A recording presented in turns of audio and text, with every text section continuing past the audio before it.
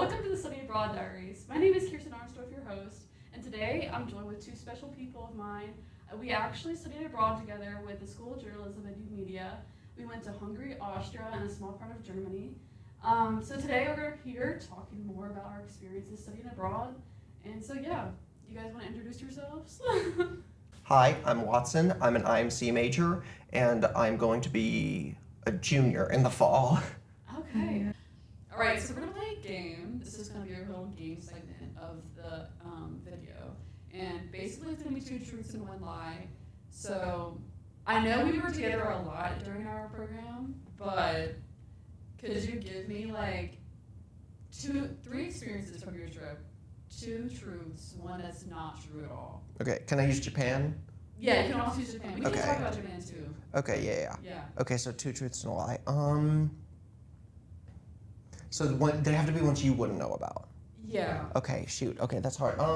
Yeah, we were. Crap. Then I gave away my biggest one. You can always just like make it up too. You know what I mean? Because it's a lot. You know? Yeah. Trying to think. Okay, I got kicked off a bus, in Japan, by an old Japanese bus driver. We gotta unpack that. I got walked in on, like in a bathroom, in a small cafe in Tokyo. And because me and you I have to use like the Japan ones because me and you were hanging out so much. And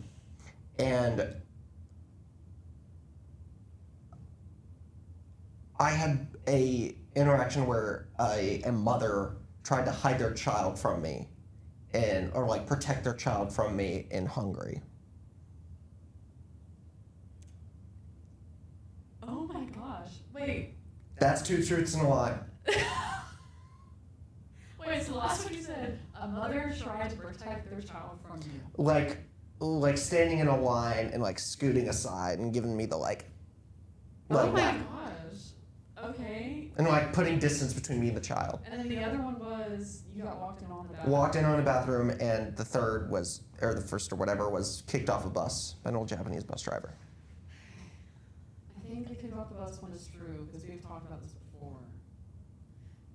The second one, I feel like could be a lie because there could be more to it. Or like less to it, you know what I mean? I don't know. And then the third one, I feel like genuinely like that's something kind of common with men for women, you know, to like be like Yeah. to, like scared of men and certain like with their children and stuff in public, but yeah, I'll say the second one is the lie. That one's true. That one is true. So I was about to pee my pants very badly, and in the middle of a street in Tokyo, and it's I had to place a crazy gamble that a small cafe I was next to would have a bathroom. Yeah. And if this gamble didn't work out, I do not know what the next step was. I do not know. Go down an alleyway. No, dude, you can get arrested for that. I know, Like it was bad.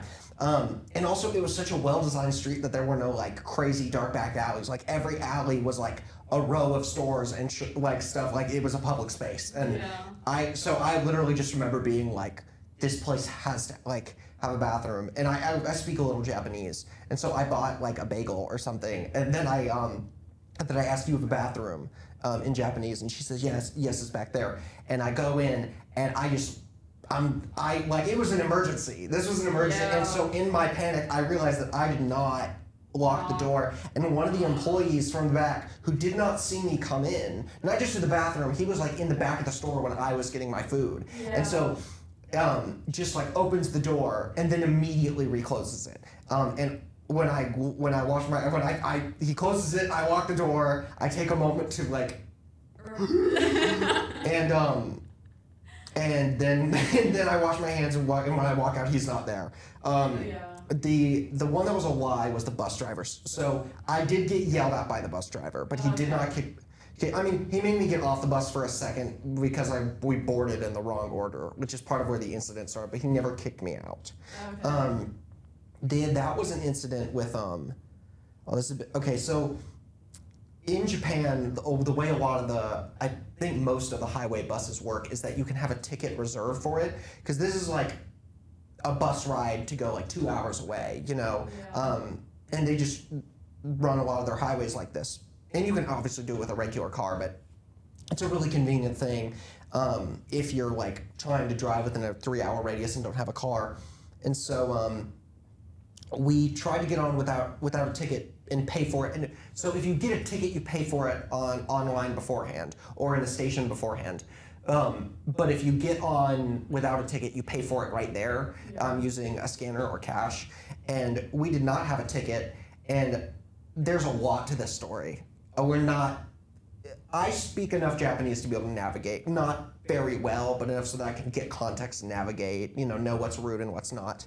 But I could not hear him because he was the first time he spoke, he was speaking through like a PA system, like with speakers outside of the bus, and it was like the audio quality of that mic, and so I couldn't hear him. And the next time he talked to me, he was getting something on the other side of his driver's seat while he tried to talk to me, and so he was trying to talk to me like this, and I couldn't hear him. And so I think what caused the issue is that me and the people we were traveling with got on when he was still trying to get other people with reserved seats on, which is also weird to me looking back, because when he called on people, we waited like a full 45 seconds.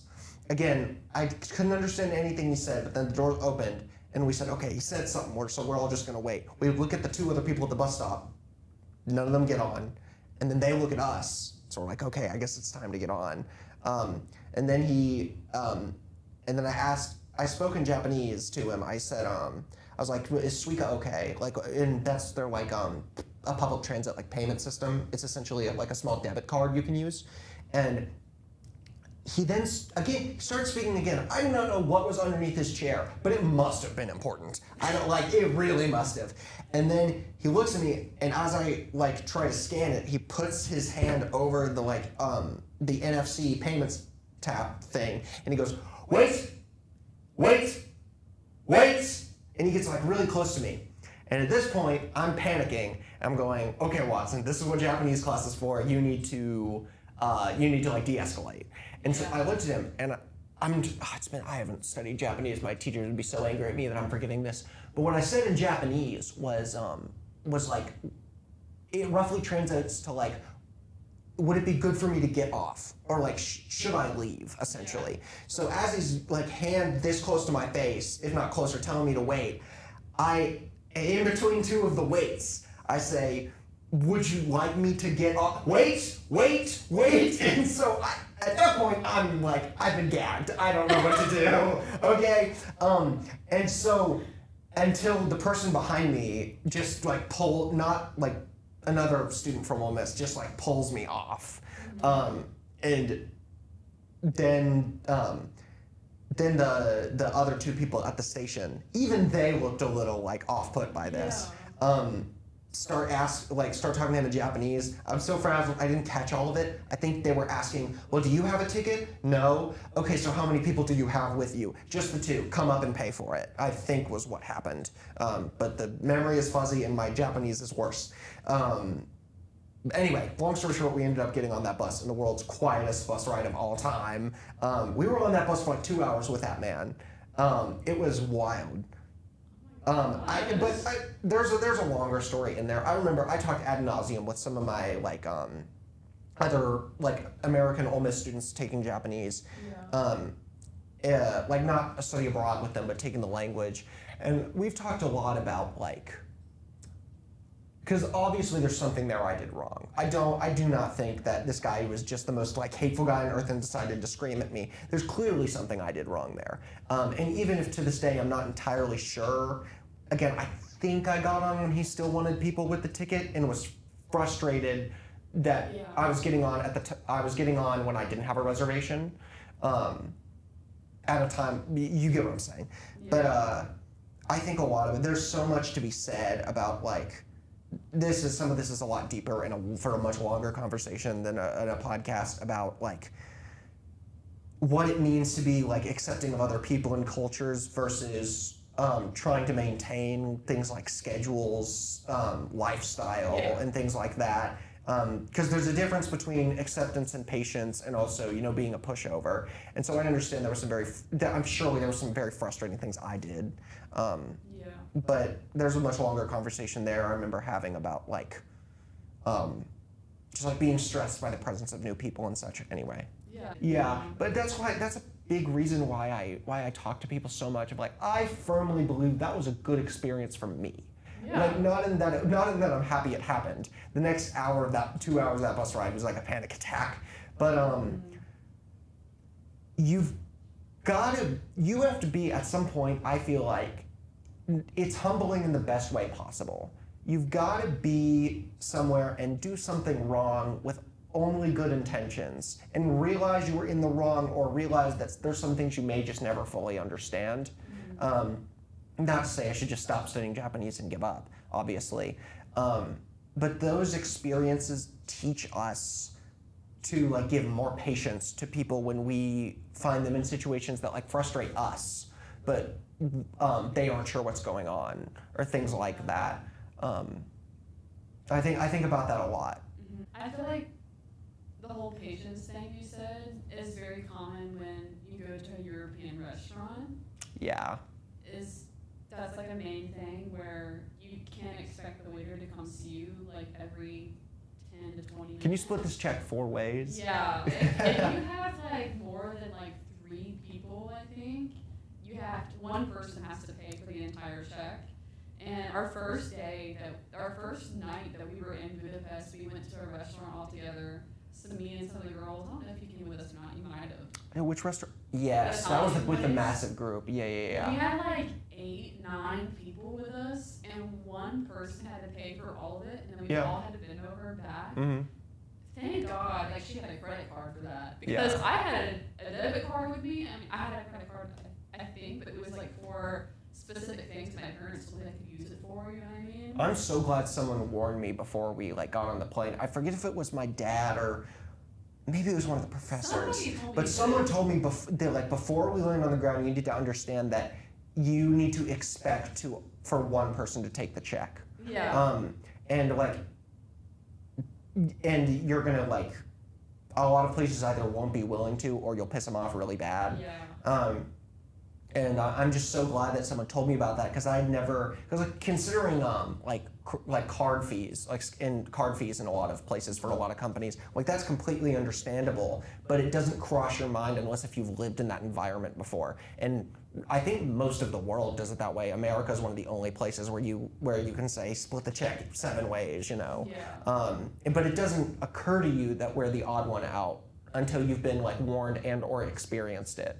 Yeah, I feel a major difference between American, European, and then Asian countries when it comes to restaurant behaviors is that in Japan you can call a waiter and go sumimasen, call waiter over, right? Yeah. And then in Europe you kind of do that. You just kind of have to wait until they come back. I wouldn't. I mean, maybe if I was a local or something, maybe if I was a local and I knew the people, but I didn't.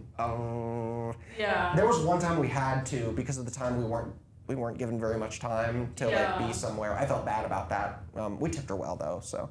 But that's definitely tipping culture non-existent, and then. Well, it's less I would feel it's because in Japan though, is it? No, you don't tip it. I thought you meant in Hungary. Oh, in Hungary, yeah. Hungary, you do a little bit. It was okay, so America has this constantly shifting and weird tipping culture issue.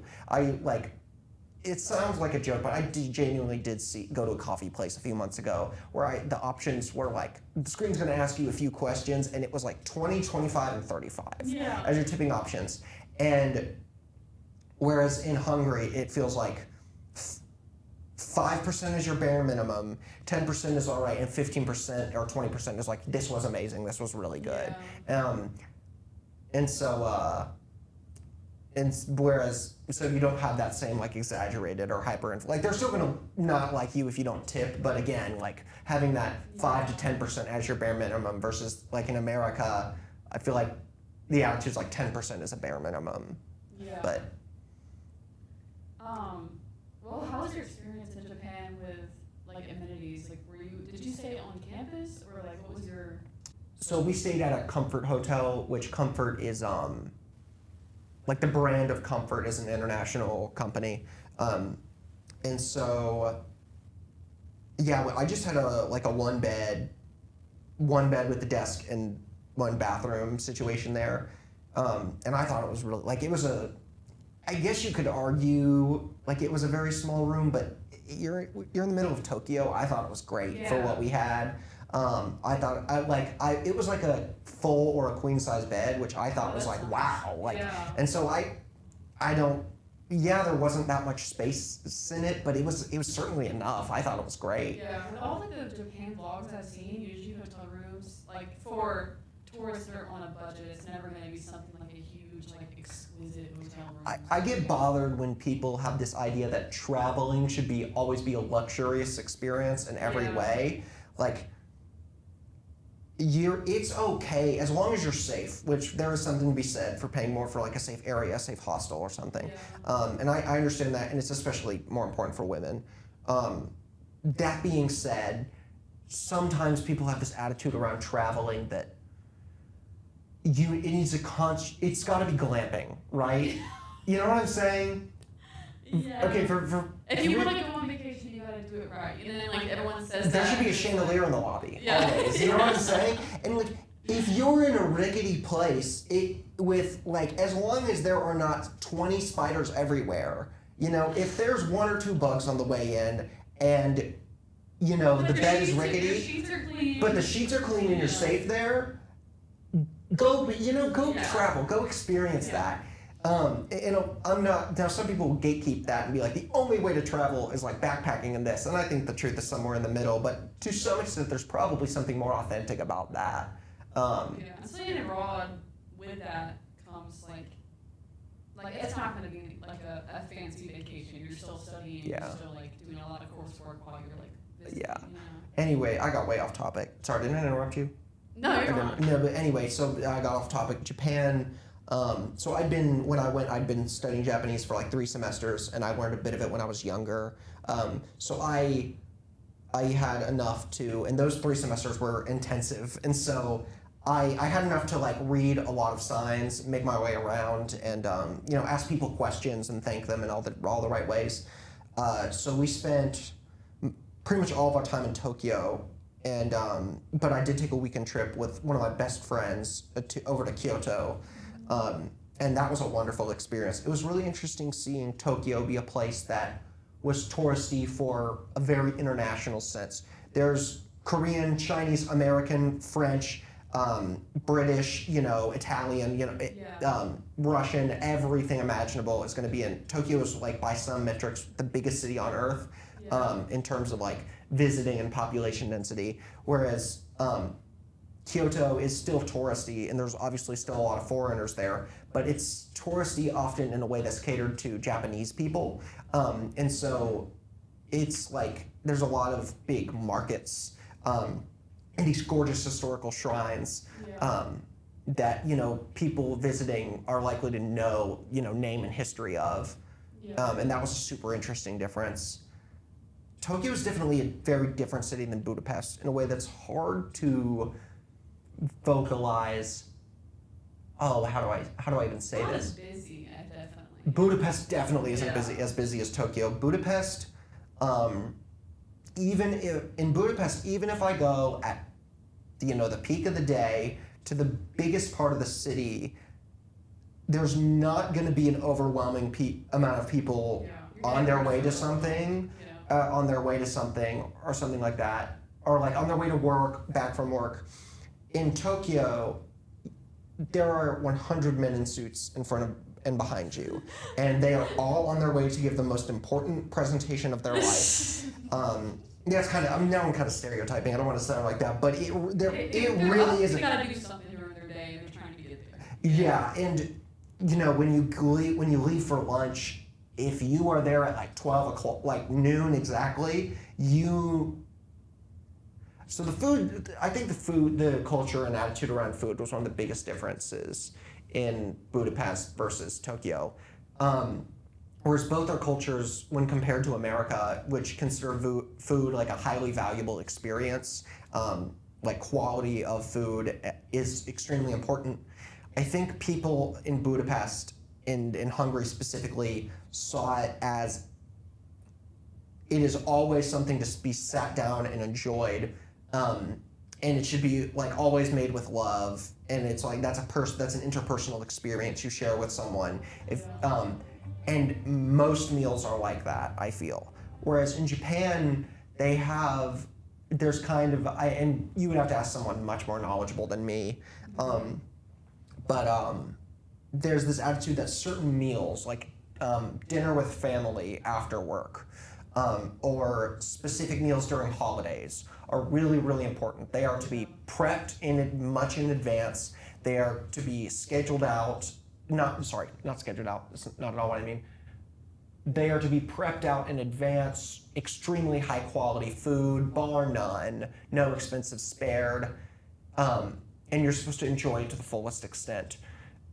But then there's or I should say the majority of meals where I didn't realize ramen was like a primary fast food there. So at most ramen places you go to, there's a little like kiosk vending machine thing. Yeah. And you put in like some coins that'll equal like, a few dollars.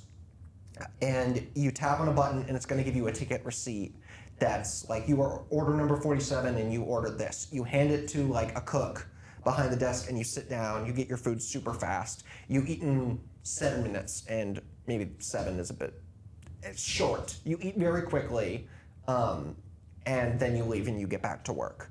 Whereas I think of ramen as like maybe we view it that way because it's a foreign food, but I see it as like, let's go for a big outing. Yeah, I think in Tokyo it's definitely something like that where it's like you get in, you get out. But I feel like if you went to a more local part of Japan, places with like yakisoba and like. See that? Okay, yeah. That's another thing. I didn't realize how we see like. There were a lot of ramen places I went that I don't know if they ever served any kind of soba. Like I went to a place that only did yakisoba, and so whereas we group a lot of these, like if I go to a restaurant here in America, small exception maybe in an area like San Francisco, but for the most part, if they serve sushi, you also expect them to serve like, I don't know, other kinds of Japanese food, soba, and I don't know, some dumplings. Kimachi, which is not even. Yeah, exactly. That's a great point. Whereas in Japan, like I actually struggled to find sushi places because here's what I learned the hard way is that sushi, no matter where you are in the world, is expensive and you need an expert to make it. And so I thought there would be sushi places kind of like every corner because that's just like the Japanese food. Mm-hmm. What I didn't realize is that even if you're in the place the food is from, it's still difficult to find the like experts who make it. And it's still expensive to make and get the fresh fish constantly. Yeah. And so my impression, I could be wrong about this, but my impression from when I was there is that it was also like they go get sushi and that's a big deal. Like that's a outing with friends or family night. That's not just something you're gonna have constantly. I think you're right, because like my boyfriend, whenever he gets sushi and sashimi, he's always with his family. Like, exactly. Yeah. And so it's whereas for us, kind of all Japanese food is like, let's go out and get a big meal of this. For them, it's a little more divided, categorized by foods. So like you said, with your boyfriend's experience, sushi is like a graduation meal. We're going out to celebrate something. Which is, like he's from Japan, he went back to Japan, and the minute that he got back, he went out with his entire family to eat sushi. Yeah. Sushi, like this. Yeah. It's like a local, he lives in Imabari, which is very known for like a lot of like their sushi is really good. Yeah. And so he said, I'm gonna take you whenever you come, like, and eat real sushi for once. And I was like, okay. See, I got sushi. I made the horrible mistake. I got sushi at one place that was absolutely not a sushi place. It was a terrible tourist trap. We were dead hungry and we hadn't had any sushi. It was our last day. And so I was like, I have to, if I come back and I haven't eaten sushi in Japan, then I'm gonna get endlessly mocked by everyone I talk to. Yeah. Anyway. I feel like you definitely have to find specific places in Japan that are known definitely For that. And they have specific, maybe like Michelin star chef or something like some type of like chef that's known for it. I know like I watch a lot of YouTube videos and I do like some research on Japan because I'm gonna go soon. And I watch these like streamers that go to Japan very frequently and they like kind of give recommendations for like where to find certain foods, and that's probably the best bet for you to do is like watch videos first, and if you want to try something specific that's like good and like recommended by Americans, maybe not Americans, but it could be Japanese too. But my thing about if you're traveling to Japan, this could be a podcast episode in and of itself. But in general, just go find local mom and pop shops, try a billion different places, and then I would say like once per week you're there, or periodically, however much you can. Find a place with reviews on the app is Taberu, or just like Google reviews in Japanese, and find the place you've got to make a reservation for that's really nice. Maybe the best food I had there, if you have to wait outside in a line for something, that's a good sign. That's a really good sign. Especially if the people waiting aren't like all in suits rushing to get back. It's a slow moving line. There's a bunch of old people waiting there. You need to go get in that line. Yeah. I waited 4 times in a line for one restaurant that we were near to. All 4 times it was worth it. It was so good. But like find a place that like you make an outing of. You know you're going there to pay a good chunk of money, and for the expert there, you know. Yeah. What would you say is the best place you went to in Japan for entertainment?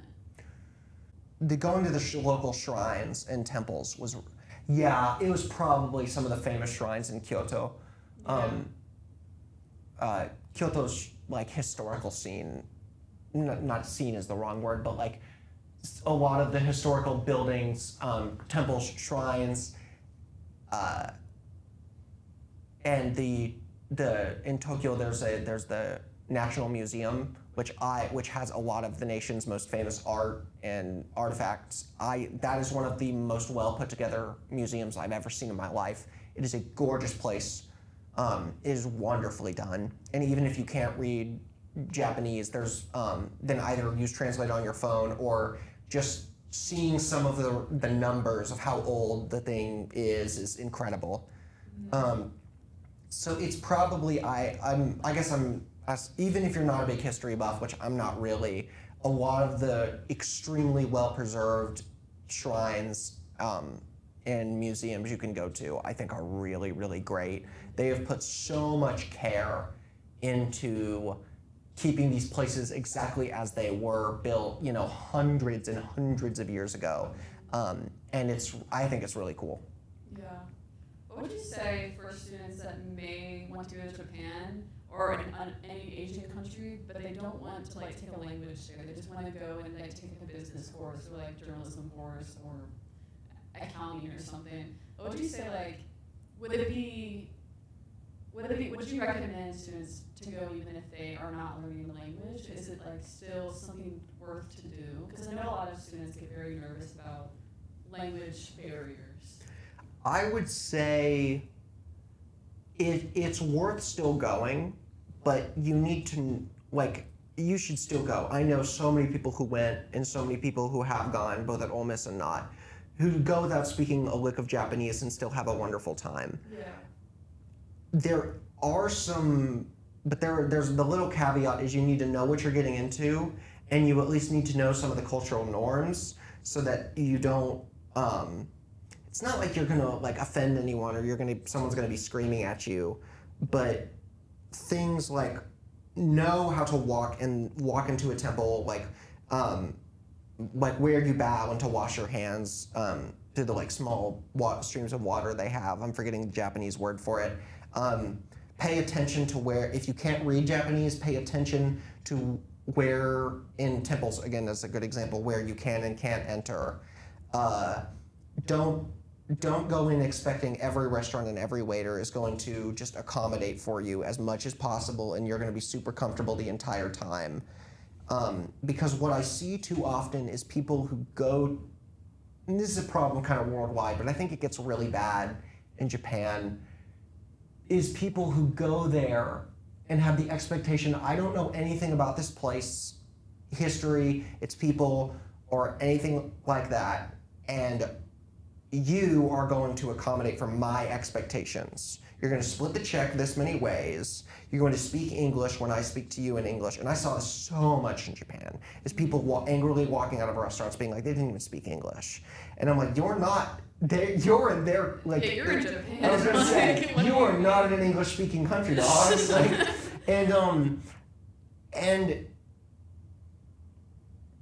and especially this, if you're going to Japan and you love Pokemon, Sanrio, Nintendo, read a bunch of manga, you know, and you want to go see the Studio Ghibli Museum and Mount Fuji and, you know, eat a bunch of sushi, I don't think there's anything inherently wrong with that. Yeah. But when the man who's in the, and this is I'm trying to, this is a real example of things I saw, but when the man behind you is also in the Sanrio store trying to get something for his daughter, and he's on the way home from work, don't get defensive and angry when he doesn't speak very much English and you happen to be standing in the way to the line. Because, like, example, a lot of the stores there, if there isn't much space in the store, there's a line through which it'll be marked on the floor that you're supposed to walk through the store in a certain order, and that order also forms the line to getting out of the store. Yeah. And I made that mistake. I looking back on it, like an hour after I left the store, I was like, oh my gosh, I didn't see that tape on the floor. I was so rude to everyone there. And like, I'm not trying to like say what I did was suddenly okay, but if you're gonna make mistakes like that, you've got to be humble about it. You have to have the right attitude towards it. And you can't have you can't say your experience was really hindered when you couldn't navigate yourself through a situation you caused. And so if you don't, because I understand Japanese is a terribly hard language. I mean, it is so hard. I have a personal theory, and we'd have to get like an actual linguistics professor or major to come talk on this. But my personal theory is that a language is hard to learn based off how similar or different it is to what you grew up with.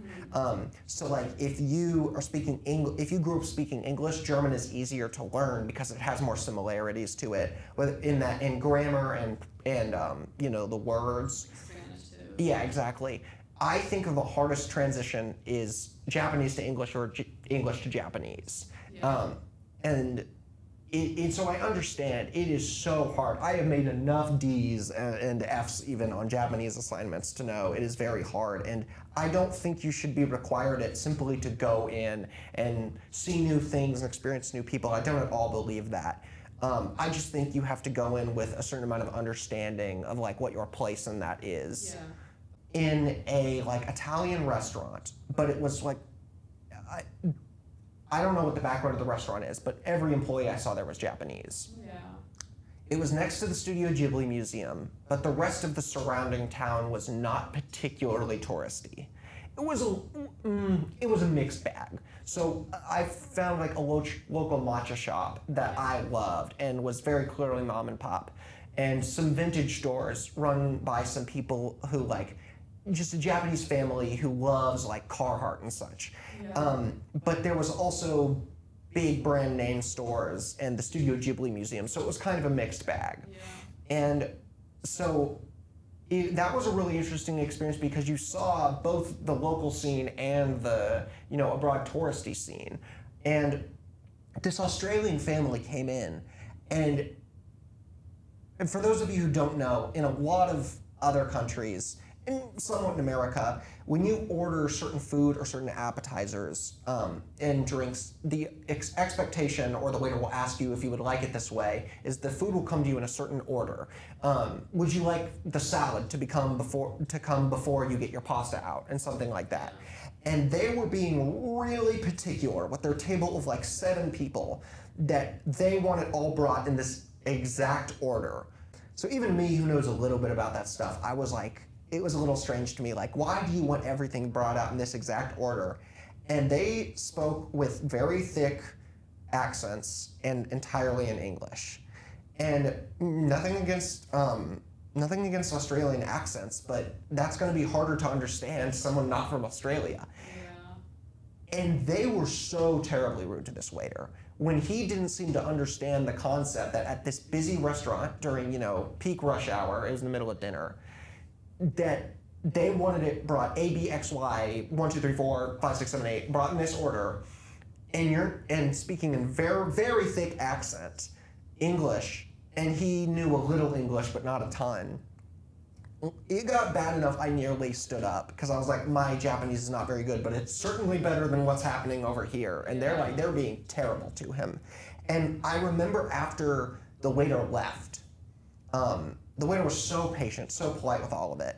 And after he left, the two of the people at the table, it was the full-grown adults at the table, look and go, can you believe this? Like, can you believe this? And I think one of them said something like, how can you expect it? Like, a tip after that, and something like that. It was just, What? and these are like 40-year-olds, okay? And I remember like, A tip? That's the first red flag. I was gonna say, that breaks my heart. What can I say? It's about. You can't be if you don't want to put in the time to speaking Japanese and learning just even some very basic aspects of the culture. You have to realize that it's going to be hard to speak to somebody in a local place in Japan. Like it's common knowledge that not everyone's going to speak more than one language. Yeah, you know what I mean? and that's. Like a lot of people, I say it's okay often because a lot of people do speak English, but they at least have learned the basics because they have a really good education system for language. The way they run that is a topic for another day, but it tends to work very well, at least to my knowledge.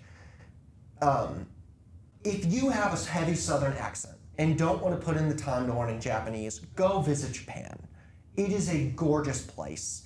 And in my opinion, seeing the way they structure their food, their cities, even things down to the public transit and how that ties into the street lights and how walkable that all is, it's going to expand your worldview. And it will be an enjoyable experience you should go learn from and you should go do it. I can't say that. Don't be the worst. Yeah. Be respectful. Be respectful and understand that I think this is the saying I use a lot. If you see a sign and there's English below the sign, the sign is in Japanese and there's English below it, or you give like a shrug to the cashier and the cashier says, oh, and switches to English, that's a moment they are accommodating for you. Mm-hmm. They went out of their way to help you feel more comfortable in that moment, and you aren't owed that. Yeah. And you need to go into situations recognizing that. And in my understanding, in my experience, when I had moments where my Japanese fell flat, I couldn't hear someone really well, or I forgot all my vocabulary and couldn't finish like checking out with an item. And but they had seen that I was patient, I was apologizing, I was wearing a mask in the setting I was supposed to be wearing a mask. People will generally be very kind to you. They know you're trying. Yeah. And I don't just mean in the well, of course the Japanese service worker was nice to you. They have to do that to keep their job. I mean like genuine conversations with people. I had the most lovely conversation with an elderly Japanese couple who ran a camera store called Sparrow Camera. And they only sold, it was extremely expensive because they were like mint condition, beautiful cameras from like 100 years ago. And it was the most incredible place.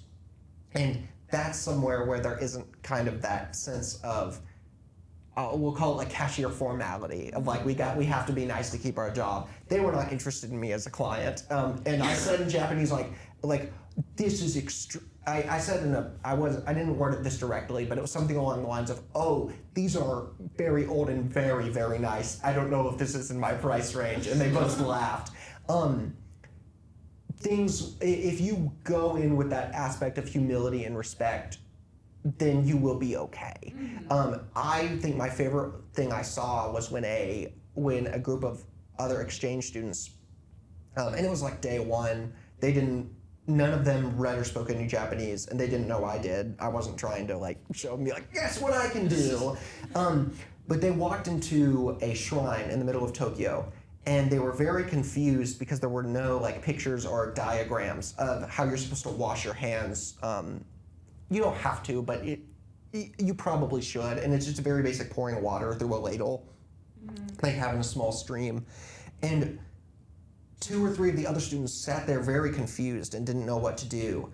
And there was an old Japanese man, also, I think he was just going for like an afternoon quick trip of prayer to the temple, or just for an afternoon walk, I don't know. But he saw the way these like clearly American kids wandered in and saw that they were making an attempt to understand. Yeah.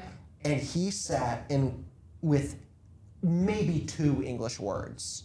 He explained to them how they were to wash their hands, and just showed them, and like he would like pick up one of their hands to show them how to do it, but he only did it like after, like, is it okay if I touch you? Like, he didn't want to grab their hands and make them feel uncomfortable. He was very clearly polite, courteous, and the key there is that those American exchange students, not all of them were from Ole Miss, came in they were quiet, observant, and clearly had a desire to understand. They didn't want to touch anything without knowing how it worked or interrupt anyone else's experience. And so everyone involved was happy to teach and learn. And that's so much of what studying abroad is about.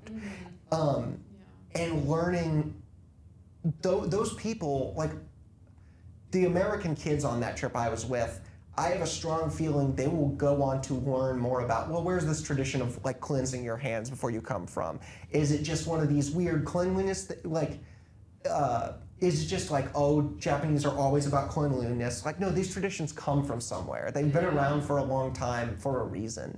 And that aspect of feeling uncomfortable, lost, and out of place, but walking in with an attitude of respectfulness and wanting to learn, and then having a kind soul coming and teach you about that, that is what studying abroad is all about. That's part of what being a human is all about, I think. But I feel like on our program together in Budapest, we had similar experiences with, like, we would just observe in in a lot of instances where, I'm trying to think of one specifically where we did something similar, and we watched what people were doing, and we made sure that we were being respectful as well. absolutely. I mean, And I when think we went to a lot of our group, like, in our groups. I think there would be moments where, like, someone, and this was like on day 1, day 2 kind of stuff, where someone in the group would ask, like, oh, can we split the check? And then another one of us would go, wait, no. Like, no, we can put it together, and we'd like nod at the waiter, just one check. And you would see the relief and the smile in their eyes, and it would be so kind to you. Or something where like, how to navigate the train station, not even in directions necessarily, but where you're supposed to scan your ticket and such. And yeah, I mean, I feel like we absolutely experienced that in Hungary. And for the most part, that's why I tell, if you want to go to France or Britain, I love the city of Tokyo. Like, I think it is a gorgeous, fascinating place. But so I'm not throwing shade to anyone who wants to go to a big city, but you should also go a bit out of your way to some place. And I'm still so upset at myself I didn't go on the trip with you guys to the like countryside village that you found your last name from. Oh yeah, Arnsdorf. Yeah.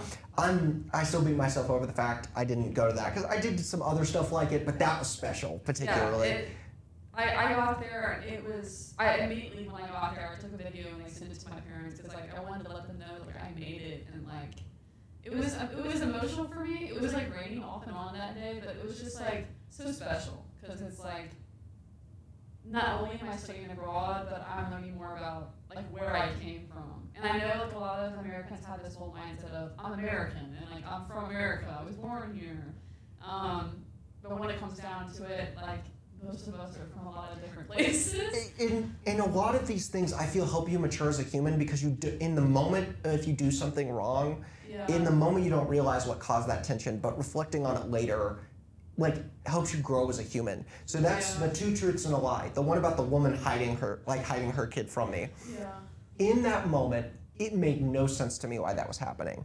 I was younger and clearly less intimidating and strong than there was like a 6'1" guy behind me who was. I'm like, if someone's gonna do something if you're just going off raw, eyeing someone up, I'm not the one to be scared of. Skinny white boy just came up the hike.